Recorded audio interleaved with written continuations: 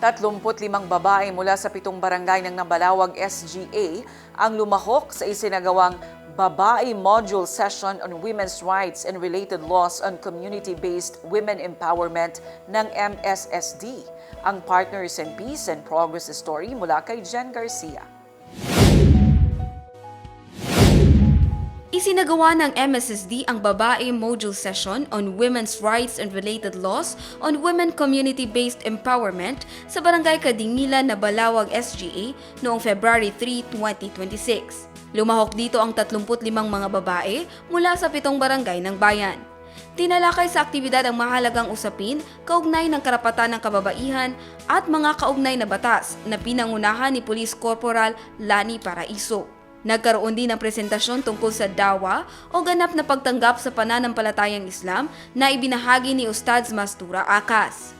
Layunin ng aktibidad na palakasin ang kamalayan ng mga kababaihan sa kanilang mga karapatan at itaguyod ang isang lipunang ligtas, may pagkakapantay-pantay, may boses at may kakayahang magpasya para sa sariling buhay ang bawat babae.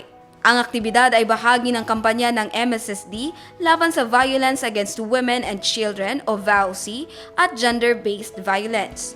Jen Garcia, iMinds, Philippines.